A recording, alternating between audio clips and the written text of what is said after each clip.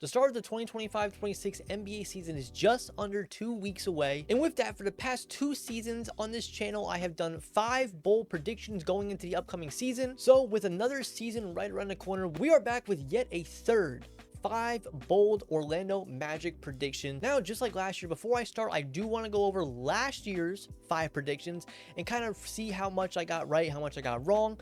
Now, obviously, these were bold predictions, and the last year's season did not go as we wanted due to primarily injuries. But to my surprise, it wasn't the worst thing in the world. I feel like some of them were definitely on pace if, certain players weren't injured. So quickly going over to 5, my first was that Jalen Suggs would be a most improved player finalist. I didn't specifically say he would win the award, but I did say he would be a top 3 finalist in that category. Now, obviously, Jalen Suggs did not come close to the minimum games played, but he did raise his scoring up to about 16 points per game. He did, have some stretches without Powell, without Franz, where he was looking pretty good. Now, I'm not sure that he would have been in that conversation, but it was, a possibility for the time, but obviously his season was cut short due to the injury. Number 2 was yet another one that got completely derailed by injuries, of course. It was that we would have an all-NBA member on the team. In my opinion, Paolo Banchero was perfectly on pace to make this. He just, of course, did not reach the minimum games played. Him and Franz Wagner could have been contenders for this. I think Powell was a lock if he would have hit it. I think Franz would have also had a very good shot at the rate that his season was going. And I'm starting to realize now how many of these predictions last year I put depended on games played, because we have yet another one. I had 2 players would make the all-defensive team. Once again, none of the players that would be in that conversation were eligible, in my opinion. Franz Wagner and Jalen Suggs both would have had a case. Now, number 4 was pretty bold, and I wasn't exactly that far off. I said that the Magic would have the number 1 defense. We did end second in defense behind OKC. OKC was just a dominant defense. I'm not going to speak on that. I'm not going to say the injury stopped us from getting to that point. Number 2, considering the circumstances, wasn't that bad. The fact we're even able to sustain that level of defense while missing all these guys, Franz Wagner, Jalen Suggs, some of our primary defenders, the fact that the team was able to come together and kind of keep up this identity throughout that stretch was pretty impressive. And last but not least, I said the Magic would be a top 3 seed in East. We finished 7th. Before injuries, even before Franz's injury, I should say, we were in a very good spot. I do genuinely believe with Paolo, with Franz, with Jalen Suggs, we would have been a top 3 seed in the East. But looking back on it now, with what we were dealt, I feel like we did a pretty good job. We ended the season 500, which, there was a point in the season where we didn't think that was going to happen. So now we got that out of the way, let's jump into this season's 5 predictions. And if you've been keeping up with any sort of Magic related anything, you know that this season the expectations are much higher for the team. So I have to reflect that in my predictions. We're going a little bold, but also everything is somewhat realistic. Now, I tried to get creative and mix some things up, so I know I don't just have the same exact as last year, just a one-up version of that. Now, there are some instances where they will be pretty similar, but I'll go into more detail explaining why I feel like it'll be that, not just, oh, the team's better, we're the best. So with my first prediction, I think we just start off with a bang. The video is called Bold Predictions. Let's get crazy. The Orlando Magic will finish their season with a top 10 offense. All right, I know it's a little crazy. A team that has not been, in the top half of the league on offense in who knows how many seasons. I'm going to jump from one of the worst to now a top 10 offense. But let me explain why. As we've seen in the 2 preseason games so far and have repeatedly heard in practice, the Magic are really focusing on this fast-paced play style that they've been trying to enforce. And for what we've seen so far in game, it does look like that seems to be the plan. That the ball seems to be moved around a lot more rapidly. And I think with adding Dez, Tyus, another year of Tristan da Silva, Jace Richardson, another season for Powell and Franz is getting better on that side of the ball, and a new addition to the coaching staff in Joe Prunty, we've seen the way that this team is willing to buy into the ideas from the coaching staff, such as the defensive mentality that Jamal Mosley continues to push. We know that these guys are willingly up for challenges, and while there's going to be rough patches and health needs to stay intact, I don't think that this is completely out of the realm of possibility. And for number 2, we're going to take it down a little bit of a notch, because the next 3 all kind of connect into each other and things get a little crazy. And so for number 2, this may be recency bias because what we have seen so far of him, I think Jace Richardson will not only be in the rotation, but I think he will be the 6th man coming off the bench by at least the All-Star break. In the 2 games of the preseason, Jace Richardson has been one of the biggest bright spots of the team. But the rookie has been able to show us a level of shot making and playmaking in these games that really no one else on the team has been able to display. Maybe Tyus Jones, which I still think is a great option, but while Jace is also undersized like Tyus Jones, he does have a longer wingspan that helps him make up for it. He will get hunted, but so will a guy like Tyus, and I think that Jace right now has shown that he's a little more willing to compete on that end. And looking back on our last couple of years and the success that we've had, We've had a guy like Cole Anthony coming off that bench who's also relatively undersized, a little more explosive athletically than Jace. But I think that Jace can replicate a lot of what Cole brought with the energy, with some shooting, with the playmaking ability. And while I know it is an extremely small sample size and the competition won't be completely up to par of an NBA regular season,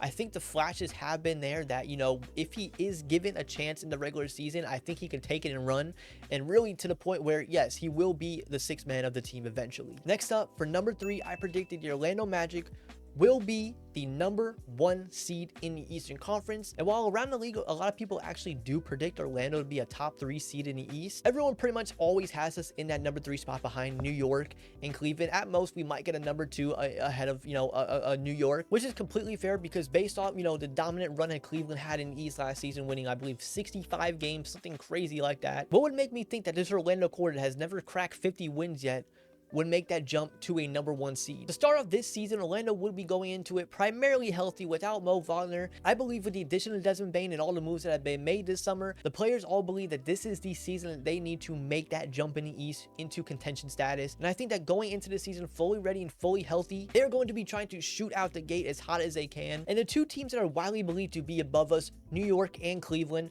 both are dealing with situations. Cleveland, Darius Garland's already dealing with an injury that will keep him out at the beginning of the season, so they will be starting the season missing one of their most important pieces. And I also believe that with their success in last year's regular season, but the shortcomings in the playoffs, I think that this year they might try to take it back a notch and kind of slow down to sustain themselves for that full 82 games, so they can be more ready and more energized for a deep playoff run that they want to have. And in New York's case, they are going into the season pretty healthy, but over the summer they did have a head coach change, going from Tom Thibodeau, who's a great head coach. People had, you know, their gripes with him, but now with Mike Brown, there might be an adjustment period that might slow them down a little bit, which could get them off to a slightly slower start, while the Magic, like I said, I think will come out very strong. The first 10 games in the season are, you know, should be in the Magic's favor to win. And I do believe that they will fully try to take advantage of that as much as they can to set themselves up the best for the future. For number 4, I believe that both Paolo Banchero and Franz Wagner will force their way onto an all-NBA team. Now, going into their 4th and 5th season, this duo only has 1 All-Star appearance combined and 0 All-NBA. So how will they both make All-NBA this season? Well, looking back to number 3, when I said the Magic will be the number 1 seed, it kind of plays hand in hand, because if you paid attention last year, now obviously both these teams had great players, but so did the Magic.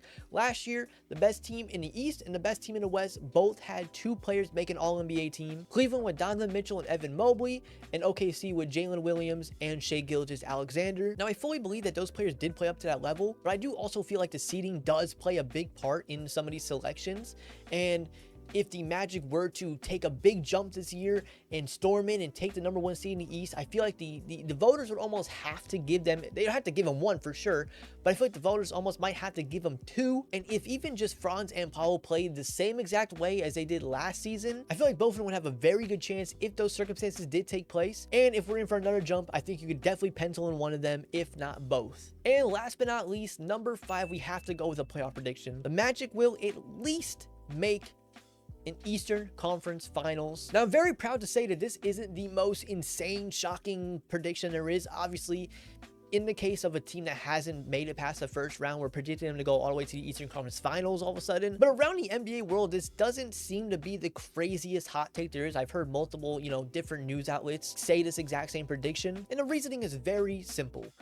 The Magic have shown it in the playoffs. While they may have not have made it out of the first round, in playoff games, they've shown that they have the formula of what it takes to win some of these playoff games. You need to be physical, you need to be gritty, and you need, most importantly, your stars to step up. We've seen guys like Franz and Paolo elevate their games, and, you know, on the biggest stage versus, especially last year, versus the biggest team, the Boston Celtics, who were primarily the favorites going into the playoffs to win it all. We've seen a Paolo Banchero play his best basketball in that element. And now this season, with the addition of a guy like Desmond Bane as your 3rd option, you know, hopefully a healthy Jalen Suggs, Mo Wagner, Paolo Banchero takes the leap, Franz Wagner takes the leap, and with the unfortunate injuries that came to with 2 of the more dominant teams in the East, in Indiana and Boston, that just opens up the possibilities way more.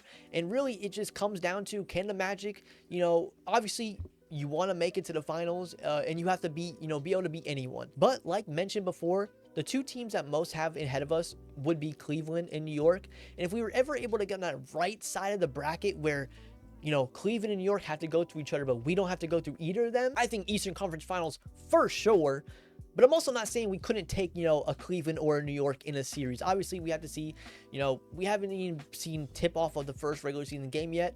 But on paper, and obviously I'm biased, I do think the talent is there to really not be scared of anyone in the East. But honestly, if this team went from not even making it out of a first round with this core to an Eastern Conference Finals in a one-season jump, I would just be happy to be there, and whatever happens, happens, really. But with that, guys, that is it. That is my 5 bold predictions for the 2025-26 Orlando Magic season. I'm excited to be able to look back next season on this video, and hopefully I'm 5 for 5. I hope I don't need to go through and give excuses for injuries for half my predictions again. But yeah, guys, with that, if you guys did enjoy the video, please feel free to like, comment, and subscribe. Leave some comments down below with some of your predictions. Maybe we do a video with some of those. And yeah, with that, guys, I'll catch you on the next one. I'm out. Peace.